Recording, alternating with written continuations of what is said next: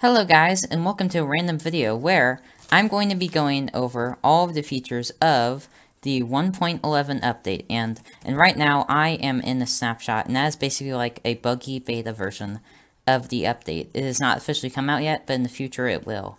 And I'm going to be going over all of the features of all the things that are going to be added.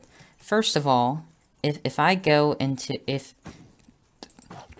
you guys go into End Cities, you will find these shulkers, and they're already added to the game, but every once in a while, shulkers drop these things called shulker shells. And with shulker shells, you can make something cool called a shulker box. Before, shulkers didn't really drop anything, but now they do, which is awesome. So, if we do this, this is a crafting recipe for a shulker box. And basically what shulker boxes are is that they are similar to ender chests, but if you place multiple ones of them down, they can actually contain different things. So for example, if I put my diamond sword in this ender chest, if I place another ender chest down, it's gonna have the same thing. But with shulker boxes, let me make another one real quick. With shulker boxes, that is not the case. You are about to see. I'll just do a little bit of this, and then I will demonstrate for you. Alright. If I place my diamond sword in this shulker box, and also the shulker boxes have this pretty cool animation when you open them, which is really cool. In this other shulker box, there isn't going to be anything, and also they kind of lift you, which I didn't notice. That's kind of cool. Yeah, and the cool thing is, when you break it, the items don't come flying out, and when you hover over it, it just tells you what's inside. In this case, it says diamond sword.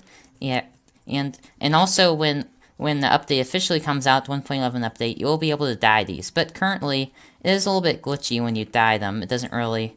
It consumes the dye, but it doesn't really dye it. Let me show you. See how we can make another shulker box? It consumes the dye and doesn't dye it. But in Creative, you can get the dyed version. So, if you add orange to a shulker box, it looks like this. If you add light blue to one, it looks like this. And if you add red one, it looks like this. These are just some examples, and they're pretty cool. So yeah, now you can basically decorate your chests, and they look pretty cool, and you can carry them around with you like backpacks. So, alright, now the next feature of the 1.11 update is now there are cursed enchantments. So, and here, I believe in dungeons, you can find things like this. You can find a diamond helmet with a curse of binding, and you could find an iron sword of curse of vanishing. And what these things do is, the curse of vanishing means that when you die, it is gone forever. So you do not want to die. So this iron sword will disappear when I die, which I will show you. And this curse of binding means, when you put it on, can't take it off. I'm clicking right now, and it will not come off. So, if I kill myself real quick, there we go. Ah, that's nice. And then look, the iron sword is nowhere to be seen. So that's quite crazy. And also when I killed myself, the diamond helmet of curse of binding did come off. That's the only way to take things with curse of binding off. Alright, so that was that feature. And then the next feature is you can actually get treasure maps that lead you to certain structures. Right now, they're going to have treasure maps for the Ocean Monument, and also for a new place called the Woodlands Mansion. But currently, I've spawned in a bunch of villagers, and they've added a new villager called the Cartographer, and the Cartographer is supposed to sell you some of these treasure maps. But I don't think they've added them yet in these snapshots. But I'm going to show you what you'd have to trade to get one. I believe if you have a compass and 18 emeralds, something around there, you can get a woodlands treasure map or an ocean treasure map. Now, these aren't what the maps are going to look like, but I'm kind of giving you an example over here. Alright, do you see that other patch of land over there? With these maps, it kind of shows you where you need to go to find the things. Like in this example, that spot over there would show you how to find a woodland mansion, which I'm going to show you in a second. So those are pretty cool. If you guys ever have any trouble finding structures, you can just get these treasure maps, which is really cool. And the next item you can get is something called an observer block. and it is a redstone item that they have already added to Pocket Edition, and now they're going to add the PC Minecraft. And basically, how you craft it is like this. Okay, you put cobblestone on the top and bottom, then you just put the redstone right here and here, and you have an observer block. And basically, what an observer block is it tries to sense for blocks in front of it. And, oh, I didn't mean for that firework to go off. Yeah, it senses what's happening around it, in front of it. So, right here, I have a little setup here that if I place a block in front of this observer block, it will set off a firework. So, if we place this right here, ta-da! There's a firework. So the observer block puts out a redstone signal when something is in front of it and when something is removed. So, if I remove it, another firework! Yay! Alright, so that's the observer block. There's lots of uses for that in adventure maps and such. And next we have the /locate command. And basically what that is if I fly quite a ways from this village, using the /locate command, you can find certain structures if you have cheats turned on. So, if I go over here, and if I do /locate village, then it tells you that the village is at -1,000, -776. So, if I put my coordinates up, let's go over here.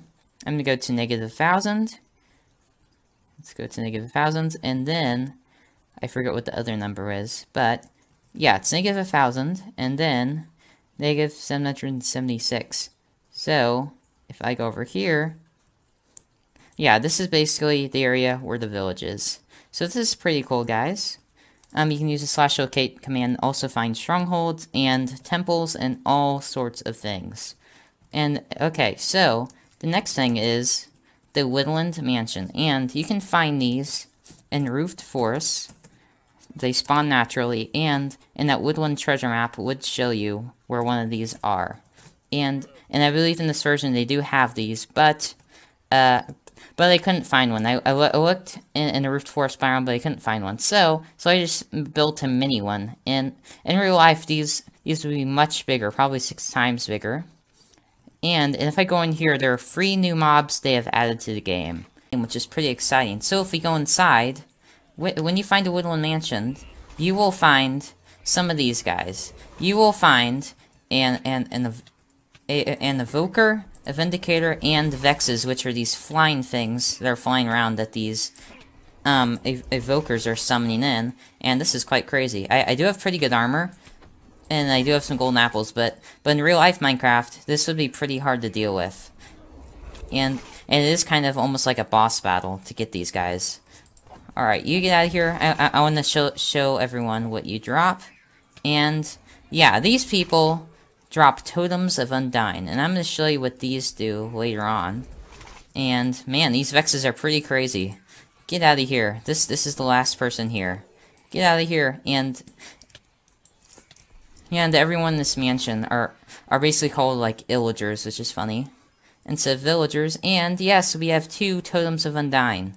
So, let's get out of here from these Vexes. Those are some pretty crazy mobs. I'm going to show you what this Totem of Undyne does pretty later. It does some pretty cool things. Get out of here, Vexes. They have iron swords in their hands, and they're like little ghostly creatures. They are really crazy. And over here we have llamas.